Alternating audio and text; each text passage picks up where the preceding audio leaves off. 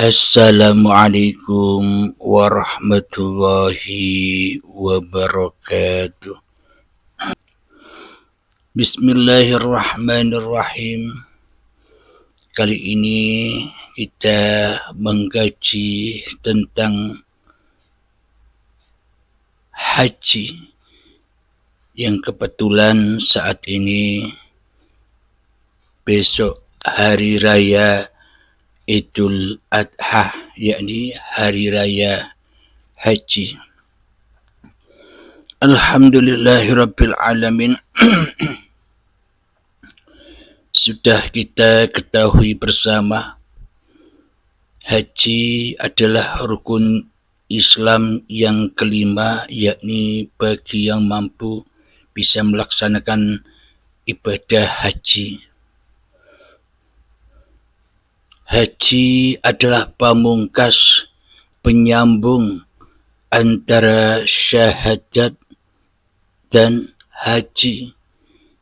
Jadi bila belum bisa bersyahadat, indallah innad dina indallahil Islam, menurut hakikat makrifatnya, maka selamanya takkan pernah bisa sholat, takkan pernah bisa zakat, takkan pernah bisa berpuasa, takkan pernah bisa berhaji, tidak akan pernah bisa suci. Haji itu suci. Suci dari apa? Suci dari labbaik Allahumma labbaik, labbaik la syarika laka labbaik, yakni hati suci dari hati yang mensekutukan Allah. Bila di dalam hati Allahnya masih gaib, berarti Allahnya masih najis. Bila di dalam hati kita, diri kita yang paling wujud, diri kita yang paling hidup, diri kita yang paling ada, diri kita yang paling berkuasa, diri kita yang paling nyata di dalam hati kita masih diri kita yang wujud, berarti yang disucikan oleh diri kita termasuk saya selama ini hanyalah Abdul Halimnya, adalah diri kita sendiri yang merasa sok suci daripada sucinya Allah. Inilah realita yang terjadi pada diri saya dan diri kita semua, bahkan seluruh umat manusia. Apa dalilnya kok seluruh umat manusia selama ini selalu mensucikan diri pribadinya daripada mensucikan Allah? Dalilnya adalah Bismillahirrahmanirrahim. Kullu nafsin dha'iqatul maut. Setiap yang bernyawa pasti terkena kematian. Jadi ayat ini bila dipahami secara syariatnya, dipahami secara kemanusiaannya, dipahami secara hawa nafsu manusianya, ya berarti babakan dohir. Setiap manusia pasti mati. Yang mati apanya? Yang mati dohirnya, yang mati badannya, yang mati jasadnya. Ini menurut pandangan kita, pandangan hawa nafsu kita untuk menafsiri Al-Quran. Kenapa? Karena Allahnya gaib. Kenapa? Karena yang wujud hanya diri manusia kita, pasti mengartikan, menafsiri Al-Quran hanyalah versi hawa nafsu kita sendiri, pengertian, pemahaman hawa nafsu kita sendiri daripada pengertian dan kepahaman Allah itu sendiri. Kenapa? Karena Allahnya najis.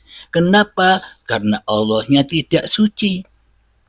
Kenapa? Karena manusia yang najis ini merasa sok suci di dalam dadanya, yang merasa dirinya yang paling wujud daripada wujudullah. Alhamdulillahirabbil alamin. Jadi bagaimana cara merealisasikan rukun Islam ini? Ya termasuk ibadah haji ini ya harus suci. Untuk merealisasikan syahadat, sholat, zakat, puasa, haji, ini semuanya wajib suci. Suci dari apa? Suci dari dirimu, di hatimu. Bila yang suci masih manusianya, itulah kenajisan di sisi Allah. Dan bila yang suci hanya Allahnya, berarti inilah kesucian Allah, dan raiblah diri manusiamu di hatimu. Dibersihkanlah yang najis ini, dibersihkanlah yang nyata, yang wujud, yang hidup selama ini di dalam hati kita, yakni kenajisan diri manusia kita, disucikan dengan syahadat, disucikan dengan sholat, disucikan dengan zakat, disucikan dengan puasa, dan disucikan dengan haji. Alhamdulillahirabbil alamin. Jadi rukun Islam ini saling berkaitan seperti halnya rukun iman. Ketika syahadat, ketika sholat, ketika zakat, ketika puasa, dan ketika haji sedang berlangsung, maka manusianya pasti sudah berihram. Ihram itu pakai kain putih seperti mayat. Apa maknanya? Suci, bersih dari keberadaan diri manusiamu di hatimu untuk menghadapi padang mahsyar. Maknanya padang Arafah. Padang Arafah itu apa? Biar padang makrifatnya tidak gelap makrifatnya. Jadi kalau gelap Arafah, ya karena apa? Karena yang maha tahu, karena yang makrifat, karena yang ada di dalam hati kita masih gelap Arafahnya, gelap berketuhanannya, tidak bertuhan, alias yang ada, yang wujud, yang hidup masihlah diri kita sendiri, ya pasti gelap semua. Tidak pakai baju ihram, tapi pakai baju kotor, pakai baju najis, pakai baju kegelapan, kegelapan hawa nafsu manusianya. Pasti syahadatnya kotor dan gelap. Apalagi sholatnya kotor dan gelap, apalagi zakatnya kotor dan gelap, apalagi puasa-puasa yang dilakukannya kotor dan gelap, apalagi haji dan umrohnya pasti semuanya serba kotor dan gelap, najis. Kenapa? Karena yang Arafah, karena yang tahu, karena sebagai penguasa di dalam dada kita masih diri kita yang mati jadi Tuhan selama ini. Karena kullu nafsin dha'iqatul maut, setiap diri manusia pasti terkena kematian. Maknanya posisi, maknanya makom manusianya itu harus mati, kok manusianya merasa dirinya yang hidup. Bila manusia merasa dirinya yang wujud, bila manusia merasa dirinya yang hidup, bila manusia merasa dirinya yang berkuasa atas hidup dan badan ini, maka buat apa Tuhan itu kita adakan, Tuhan itu kita nyatakan, Tuhan itu kita sembah?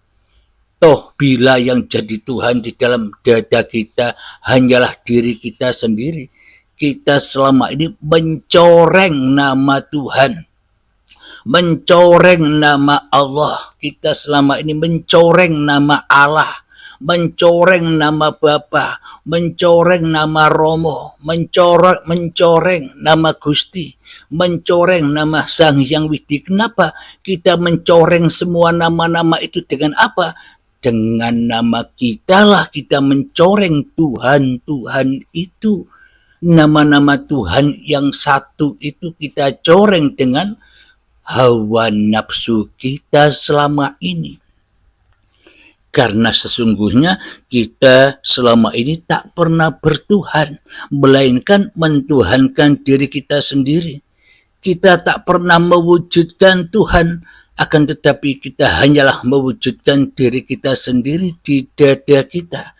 Kita tak pernah menghidupkan Tuhan, kita hanya menghidupkan, merasa hidup diri kita sendiri di hati kita.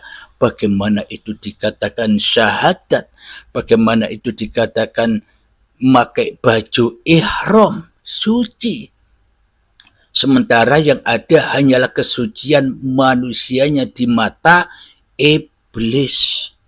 Maknanya iblis dan setan ogah tidak mau bersujud kepada Adam. Manusia ogah tidak mau bila dikatakan tidak ada. Allah saja yang tidak ada, aku ada kok.